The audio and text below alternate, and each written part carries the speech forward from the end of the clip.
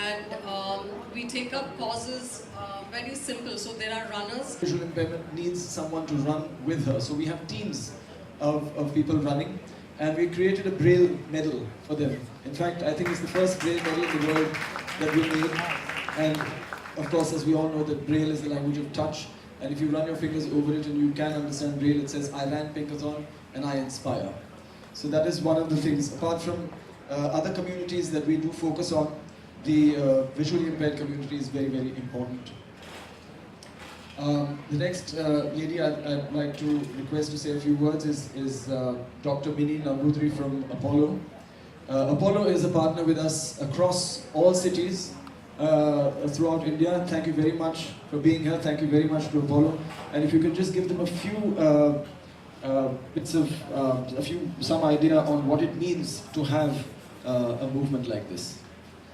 Absolutely. She can just donate it to anybody around her.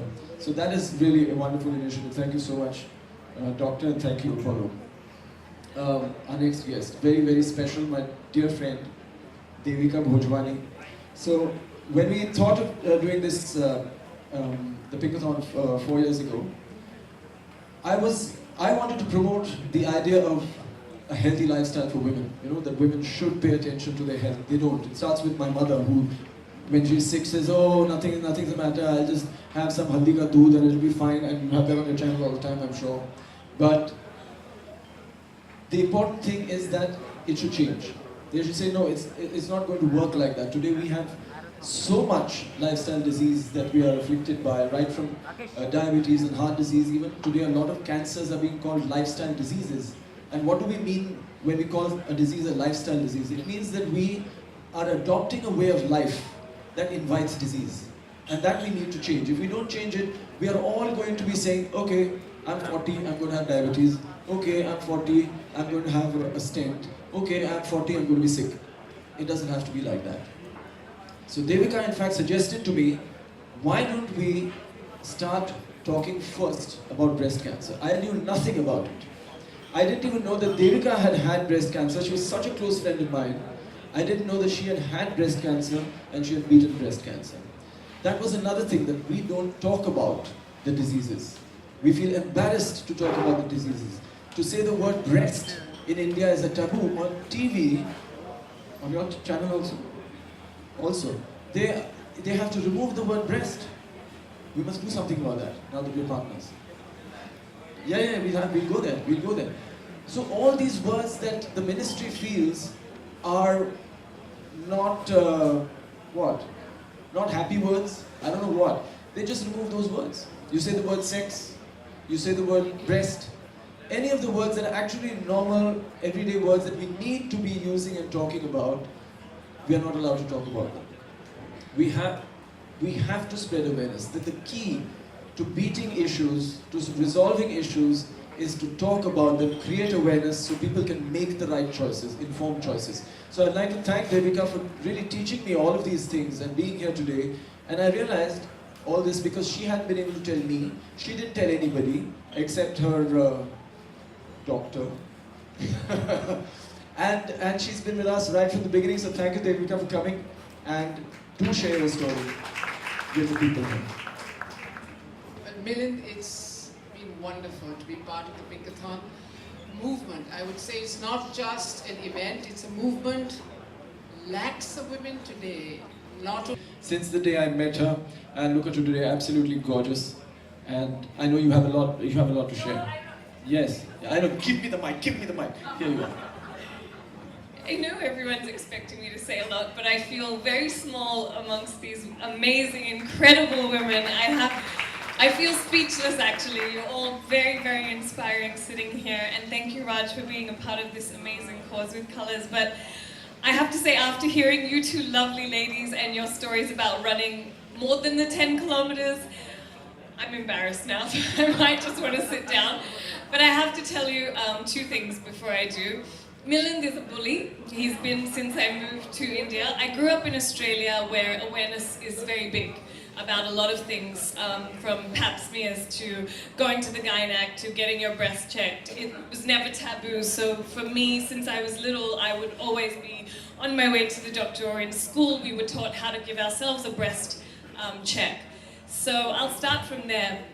I was 16 and I checked my breast because I was told in school that's what you have to do, and lo and behold I found a lump and I was like, oh my god, what is going to happen now? So I've had 3 lumps removed, but they weren't benign, so thank God. But then my mother got breast cancer and she fought it, and first stage she caught it and she won. She's a survivor as well, but obviously thank you. But because it's now hereditary, I have to make sure that I keep getting checked again and again and again, and that's okay. So when Milind bullied me and said, you're running for my Pinkathon, it wasn't actually the running, it was the breast cancer that it represented, which is what I wanted to run for my mother, because my mum to me is a superwoman. She can do like 500 things at a time, so what's one run for me? And I can't lie, I didn't want to tell him, but I was in LA and the Pinkathon was in like a week and I had to fly back, and he said, I hope you haven't forgotten, and I was like, no, I've been training this whole time. And I got back and my friends made me go out that night, and I was like, oh my god, I have a marathon to run. So no training, no sleep, I hadn't eaten, and it's the worst way to exercise, by the way. Please do not take any of my advice of what I'm giving you. I'm just saying that he's a bully, so I have to be there. And I'm stretching and I'm looking like I'm really ready for this. And Milind's like, so you're good? And he said, everyone's been training for the last 40 days. And I'm like, oh my god, I've never ran 10 kilometers in my life. I don't know what I'm gonna do. And then he puts me right in the center at the start line. There are 5 girls here, 5 girls there, all barefoot. Proper athletic runners. And I'm like, oh my god. So I'm posing, because I don't know what else to do. I'm posing for the camera saying, forget it, let's distract people. And they're all giving me these looks like, oh, this girl is going to be useless.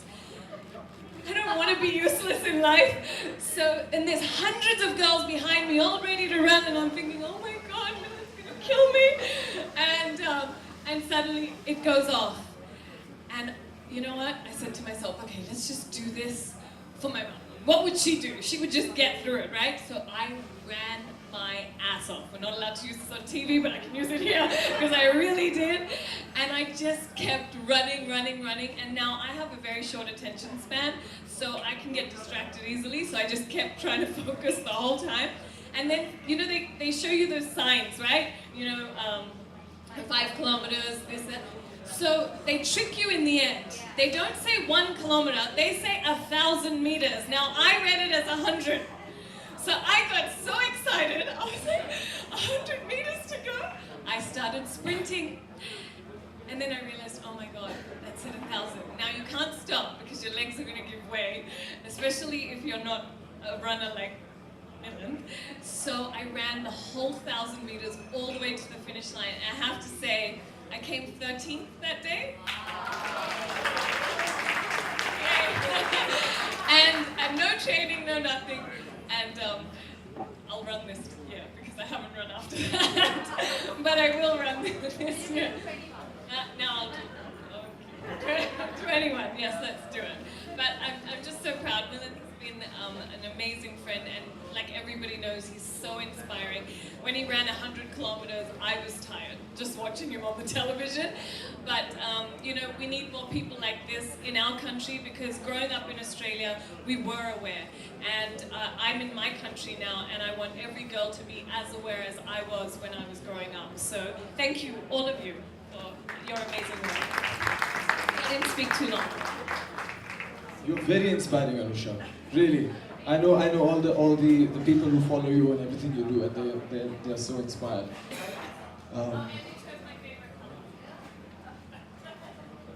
So fit 10K. Go for it.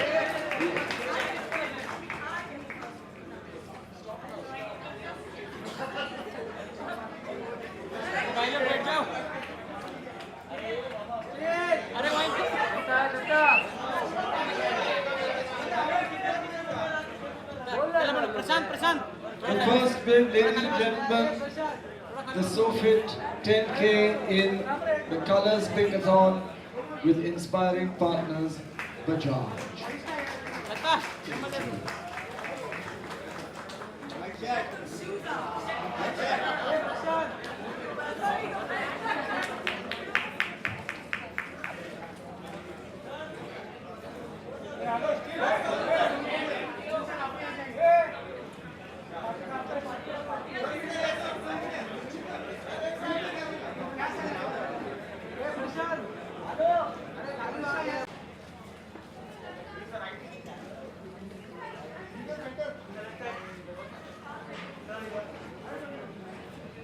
Thank you very much. Thank you. In Pune, my Maushi, who's like 66 or something. Marathi bolu? Okay, it's become a novelty now. Maji Maushi. No, she ran, and my two nieces, who are 5, they also ran. Translator Anyway, that was just my nieces ran for your Pinkathon is what I wanted to say. Okay, before we take the group picture, so now we have announced the registration.